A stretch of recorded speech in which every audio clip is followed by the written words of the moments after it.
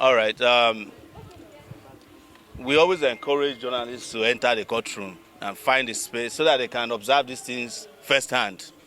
And I want to reiterate again, because we know that all the journalists will be in court, the DSS will go and write a report and send it to the journalists, and you see something completely opposite of what happened. But that's not our problem. We have a way of telling our own stories. So what happened in court today was the prosecutor, or persecutor, as he has now appropriately been named, came to court that despite the error of the registrar of the court to provide a vital document for defense, that he wants the case to be foreclosed. Don't forget that that's been the tactic from day one. They want to foreclose the case. They even foreclose over 30 lawyers by asking them to kneel down in court. We asked the judge to remove his hand. He refused. Reason being that they have already had a plan with him. They still told me today that they have agreed with the judge to send me to prison. Yes, I was told. That was the reason why the judge sent me to Kuje, just because I missed one court appearance. One. And the lie they keep telling in court is that we are the ones who have been adjourning the case, whereas we have been diligently participating in this case.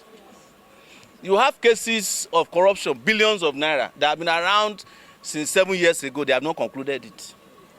Yaya Bello's case has been going in this court now for almost since 2023. He's a senator. They have not, he's trying to become a senator. But when it comes to Sowore, suddenly a judge who is supposed to be on vacation refused to go on vacation.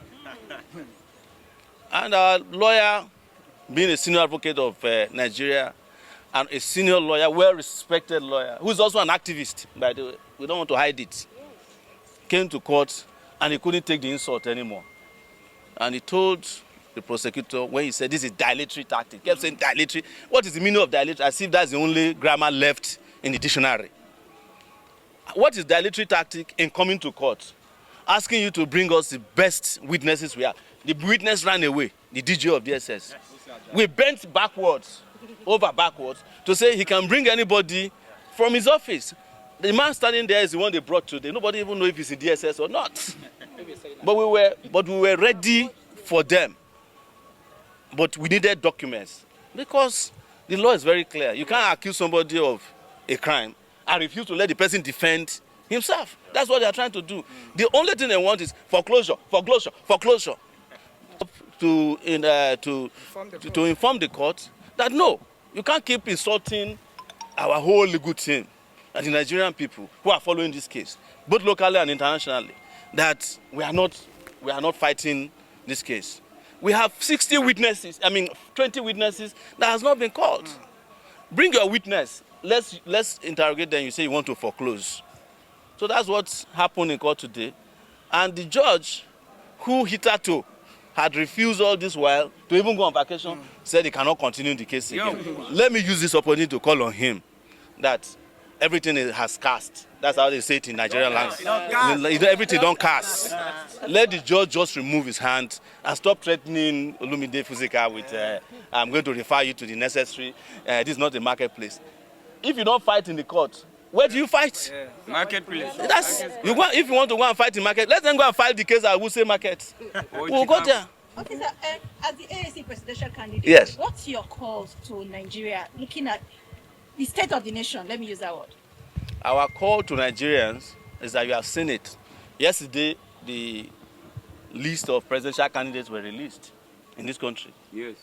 I'm number 2 on the list. Our party is number 2 on the list, African National Congress.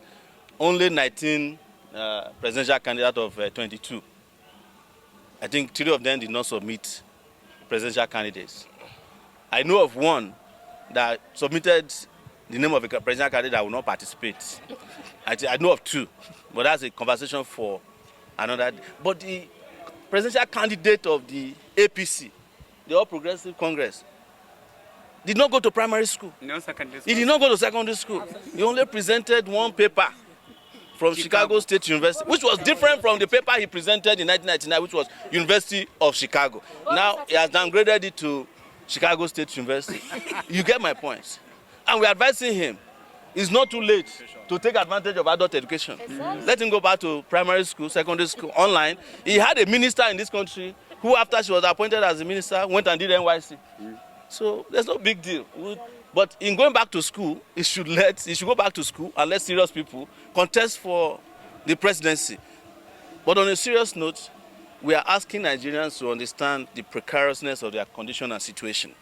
These guys have come to destroy your country. Yes. And we are the only ones standing between them and the final evisceration of Nigerian people.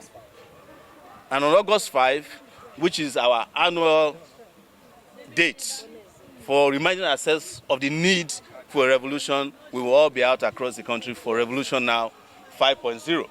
We started Revolution Now in 2019, and everybody in Nigeria has come to the conclusion that we need a revolution, including even the guys who they bring to court every day, the DSS people. We have more than 5. I'm not like one of these guys who didn't go to school. Yes, we have over close to 10 focal points, of which we have told you we have security as a priority, we have power as a priority, education as a priority, healthcare as a priority, the economy as a priority, fighting corruption as a priority, food security, agriculture as a priority.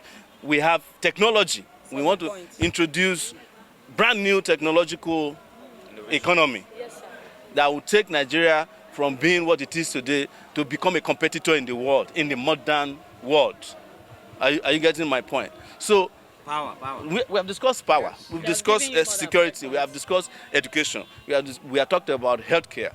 You know, we have discussed a living wage, and we are the only people in this country that told you that we want 500,000 to become the minimum wage in Nigeria, because there's nobody who can live on less than 500,000. We are even ashamed to be saying it. We have discussed infrastructure. That's number 8, right?